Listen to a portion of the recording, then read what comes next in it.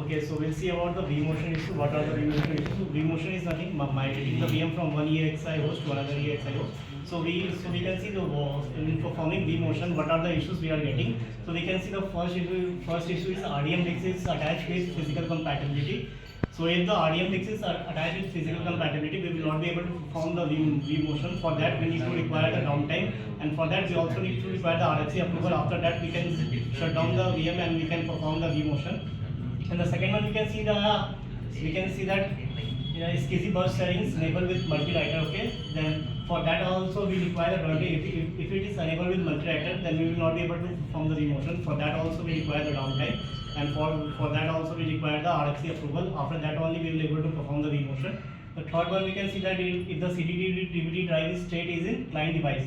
So we have to check whether it is in client device, or sometimes it is happening it is not in client device, or we can see the data store ISO file. Then also we will not be able to perform the vMotion. For that also we need to require the downtime, and for that also we require the RFC approval. After that only we are going to perform the vMotion.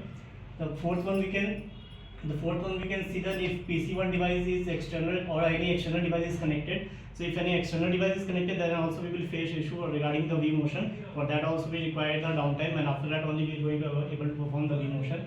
After that we can see that the VMware tool status. Okay, so for that we need to check the VMware tool status, whether it is in running status or in upgrading status. So if there is an upgrading status, we will not be able to perform the vMotion.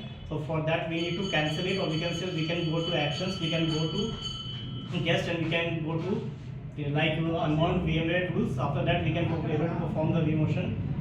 And the sixth one is the VM color port group should be present on destination EXI host. So the VM for performing vMotion, that is mean that the VM color port group should be there on both the destination EXI host and both the source EXI host. And same applies for the VM port group also. The VM port group is just like VLAN. If you are using VLAN 20 for destination EXI host, then for the source EXI host it should be VLAN 20 only. Then you will be able to perform the vMotion. And the 8th point, we can see that in both EXI hosts should be in same data store. If not, we have to mount the EXI store. So just for example, if you are creating any data store just like LUN, then it should be present in both EXI hosts, EXI1 and EXI2. If it's not, then we have to mount the data store. After that only we will be able to perform the vMotion.